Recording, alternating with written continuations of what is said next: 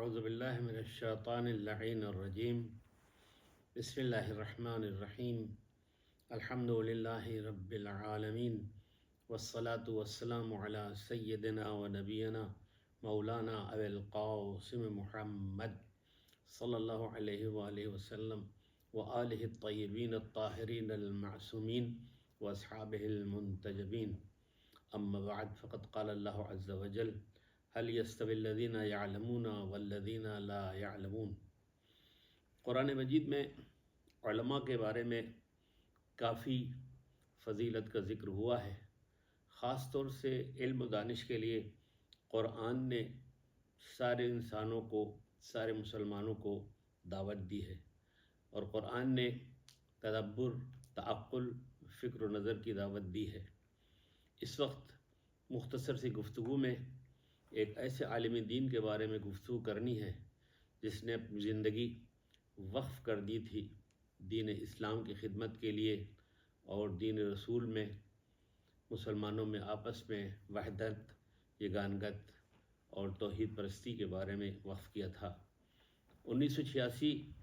میں جب پہلی بار میں ناروے پہنچا اور محرم میں آیا ہوا تھا کہ محرم گزر جانے کے بعد اوسلو کی گلیوں میں مختلف جگہوں پر عید میلاد النبی کے جلوس کا پوسٹر دیکھا، اپنے ساتھیوں سے، دوستوں سے عرض کیا، اور پھر طے ہو گیا کہ عید میلاد النبی کے جلوس میں ہم لوگ جائیں گے۔ چنانچہ مرکزی جماعت اہل السنت جو اس وقت میں اوسلو گاتا، جو اس وقت میں سینٹرم کی طرف تھا، اور وہاں سے جلوس نکلا۔ میں بھی اپنے دوستوں کے ساتھ، کاظمی صاحب وغیرہ مرحوم تھے، چلا گیا اور سب سے پیچھے کی صف میں کھڑا ہو گیا۔ شاید کسی جاننے والے نے جا کر کے آگے کی صف میں جو بڑے علماء اور مہمان آئے ہوئے تھے، خاص طور سے اس وقت کی سربراہی علامہ مشتاق احمد چشتی صاحب کر رہے تھے، جب ان کو کسی نے بتایا کہ شیعہ عالم دین بھی آئے ہوئے ہیں، تو وہ بیچارے تیزی سے آگے کی صف چھوڑ کر کے فوراً دوڑتے ہوئے پیچھے کی طرف آئے اور میرا ہاتھ پکڑ کر کے آگے کی صف میں لے گئے اور بڑی محبت اور شفقت کے ساتھ پیش آئے۔ یہ ہماری پہلی ملاقات علامہ مشتاق احمد چشتی صاحب سے تھی۔ اس کے بعد سے پھر رویت ہلال کمیٹی کے بارے میں باتیں ہوئیں، ہم میں آپس میں ٹیلی فونک سلسلہ رہا۔ اس کے بعد جب اجتماع ہوا تو کافی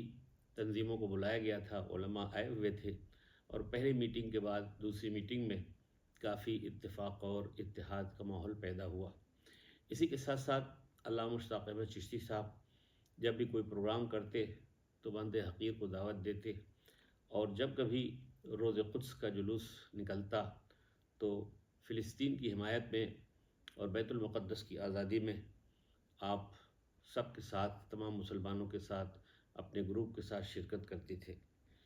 آپ نے ترجمان اسلام ایک میگزین نکالا تھا جو اس وقت کی کمی کو پورا کر رہا تھا، اوسلو میں کوئی میگزین نہیں تھا۔ اسی کے ساتھ ساتھ آپ نے کئی ایک کتابیں لکھی ہیں، لیکن آپ کی جو سب سے زیادہ اہمیت اس وقت سارے مسلمانوں پر نظر آئی جب رشدی ملعون نے کتاب لکھی اور اس کا ترجمہ ہوا، اور پھر حضرت امام خمینی رضوان اللہ علیہ نے اس کے بارے میں فتویٰ دیا، تو پوری دنیا میں ایک عجیب و غریب فضا قائم ہوئی۔ چنانچہ اوسلو کے مسلمانوں نے بھی اس پر شدت سے اظہار کیا، مذمت کیا، اور جب جلوس نکلا ہے تو اس میں علماء کی قیادت تھی۔ خاص طور سے جب میٹنگ ہوئی، کم سے کم 35-40 علماء اس وقت مختلف مذاہب، مختلف فرقے کے تھے، اور مختلف زبانوں کے، اردو، ترکی، عربی، پاکستانی، ہندی، یہ سارے تھے۔ لیکن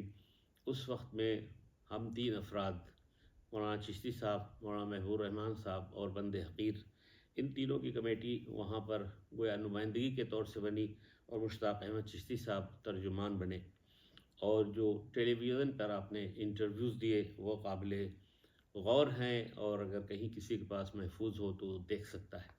تو بہرحال آج اس تمام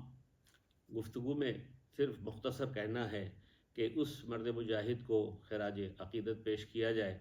جس نے وحدت اسلام کے لیے کام کیا، اور جس نے اوسلو کی زمین پر ایک مرکز قائم کرنے کے لیے ایک بلڈنگ بھی خریدی مسلمانوں کے تعاون سے، اور وہ بلڈنگ بعد میں مسجد کی شکل میں بنی، اور یہ انہی کی مرہون منت ہے اور ان کے دوستوں کی کوششوں سے ہے۔ بہرحال جو چلا جاتا ہے اس کا ذکر